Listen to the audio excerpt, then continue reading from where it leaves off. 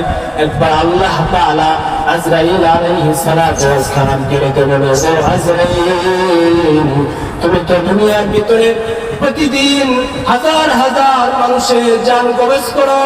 ও আজরাইল, কোন মানুষের জান কবজ করতে কি তোমার কষ্ট হয় নাই, তোমার মায়া লাগে নাই? আজরাইল ডেকে বলে, ও আল্লাহ, ও আল্লাহ, আমি প্রতিদিন হাজার হাজার মানুষের জান কবজ করি, কোন মানুষের জান কবজ করতে আমার তেমন মায়া লাগে নাই, তবে দুইটা মানুষের জান কবজ করতে আমার কোন কষ্ট হয়েছে। আল্লাহ বলেন, ও আজরাইল, কোন দুইটা মানুষ বলা বলা? আজরাইল বলেন, আল্লাহ, ওই যে সমুদ্রের মাঝখানে একটা জাহাজ যাইতেছিল, হাজার হাজার যাত্রী, ওই সমুদ্রের মাঝখানে হাজার হাজার যাত্রী ওই জাহাজের মধ্যে ছিল। এমন সময় একটা ঝড় আসলো, একটা তুফান আসলো। ওই ঝড়ের কারণে, তুফানের কারণে জাহাজটা সমুদ্রের মাঝে ডুবে যায়। ওই সমুদ্রের মাঝে জাহাজটা ডুবে গিয়ে হাজার হাজার মানুষ মারা যায়। এমন সময় একটা মহিলা কান্না করতেছে, সাঁতরাইতেছে, বাঁচার জন্য সাঁতরাইতেছে, মহিলা সাঁতরাইতেছে। এমন সময় ওই মহিলা প্রসব ব্যথা উঠেছে, মহিলা গর্ভধারিণী ছিল, মহিলার প্রসব ব্যথা উঠেছে। এমন সময় মহিলা সাঁতরাইতে সাঁতরাইতে একটা তক্তা পেল, ওই তক্তার উপরে আশ্রয় নিল। তক্তার উপরে আশ্রয় নেওয়ার পর মহিলা ওই তক্তার উপরে প্রসব করে ফেলল, একটা ছেলে সন্তান প্রসব করলো। এমন সময় বাচ্চাটি কান্না করতেছে, বাচ্চাটি কান্না করতেছে, মা মা তার বাচ্চাকে কোলে দিয়েছে, মা তার বাচ্চাকে দুধ পান করাইবে, বাচ্চাকে কোলে নিয়ে তার বুকের মধ্যে নিয়ে আসছে, স্তনের মধ্যে তার বাচ্চার মুখটা লাগাইবে, বাচ্চাকে দুধ পান করাইবে।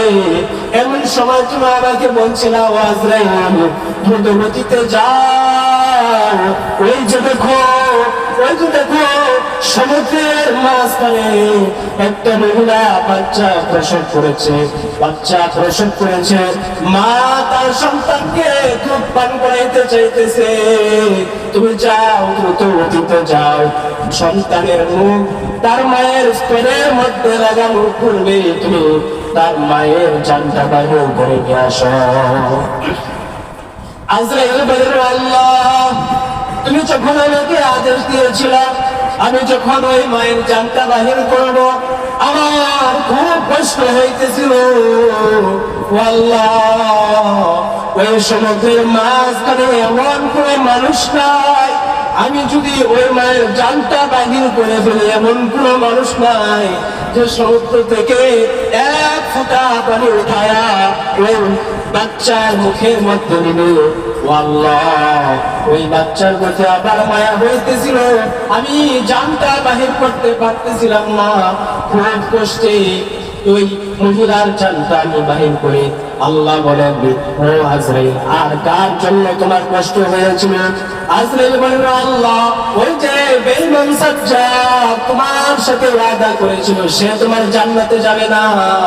দুনিয়াতে তার অঢের অনেক সম্পদ ছিল, এত পরিমাণের সম্পদ ছিল তার, যে সে তোমার সাথে ওয়াদা করেছে সে তোমার জান্নাতে যাবে না। এই জন্য সে দুনিয়ার মধ্যে একটা জান্নাত তৈরি করেছিল, তার জান্নাতের ভিতরে গাছ নিয়ামত দিয়া ভরপুর করে রেখেছিল। দুনিয়ার সব থেকে সুন্দর সুন্দর রমণী, সুন্দর সুন্দর মহিলাদেরকে তার জান্নাতের ভিতরে রাখা হয়েছিল। এখনো পর্যন্ত সে তার জান্নাতের ভিতরে ঢুকে নাই, তার জান্নাত সে দর্শন করে নাই। সে একটা তারিখ নির্ধারণ করলো, জান্নাতের ভিতরে প্রবেশ করবে, জান্নাতের ভিতরে ঢুকবে। সেই দিন সে তার জান্নাতের ভিতরে ঢুকবে, আমি গেটের সামনে ঘোড়া অবস্থায়, ঘোড়া সেজে আমি গেটের সামনে দাঁড়ানো অবস্থায় ছিলাম। তুমি আমাকে আদেশ দিয়েছিল, ও আজরাইল, এই বেঈমান সাজ্জাদ যেন তার জান্নাতের ভিতরে প্রবেশ করতে না পারে, তার জান্নাতের ভিতরে পা বাড়ানোর পূর্বে তুমি তার জানটা বাহির করে নিয়ে আসবা। ও আল্লাহ, আমি মৃত্যু অবস্থায় বৃদ্ধ এসে যে তার জান্নাতের সামনে দাঁড়াইছিলাম, সেই দিন সে তার জান্নাতে প্রবেশ করবে। এমন অবস্থায় সে জান্নাতের সামনে দাঁড়িয়ে আছে, সে ঘোড়ার উপরে ছিল, তার একটা পা ছিল ঘোড়ার উপরে, আর একটা পা ছিল জমিনের উপরে। ও আল্লাহ, এই অবস্থায় তুমি আমাকে আদেশ দিয়েছিলা, ও আজরাইল তুমি তার জানটা বাহির করে নিয়ে আসো। আমি অবস্থায় সাজ্জাদকে ডেকে বললাম, ও সাজ্জাদ একটু দাঁড়াও, তোমার সাথে একটু কথা আছে। সাজ্জাদ আমাকে বলল, আমি আজকে জানলাম জান্নাতের ভিতরে প্রবেশ করবো, এখন তোমার সাথে কথা বলতে পারবো না, আমার সময় নাই। জান্নাতের ভিতরে ঢুকে জান্নাত দেখে তারপরে তোমার সাথে কথা বলবো। আমি বললাম, ও সাজ্জাদ একটু শোনো, তোমার কানটা একটু আমার কাছে দাও। সাজ্জাদ তার কানটা একটু আমার কাছে দিল, আমি আমার মুখটা তার কানের কাছে নিয়ে বললাম, ও সাজ্জাদ, আমি আজরাইল, আমি মালাকুল মউত আজরাইল।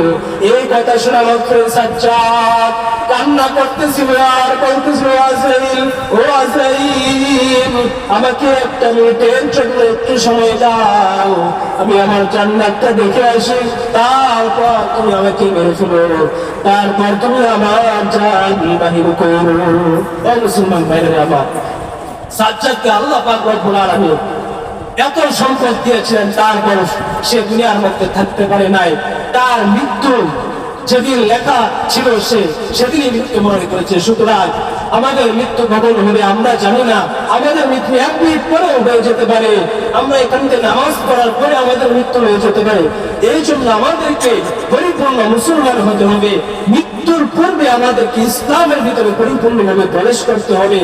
আমরা মৃত্যুর পূর্বে ইসলামের ভিতরে পরিপূর্ণভাবে প্রবেশ করবো ইনশাআল্লাহ। ইনশাআল্লাহ আল্লাহ তাআলা আমাদেরকে মৃত্যুর পূর্বে পরিপূর্ণ মুসলমান বানিয়ে তারপরে উত্তম তৌফিক দান করুন। ওয়া আখিরু দাওয়ানা আলহামদুলিল্লাহি রাব্বিল আলামিন। যারা সুন্নাত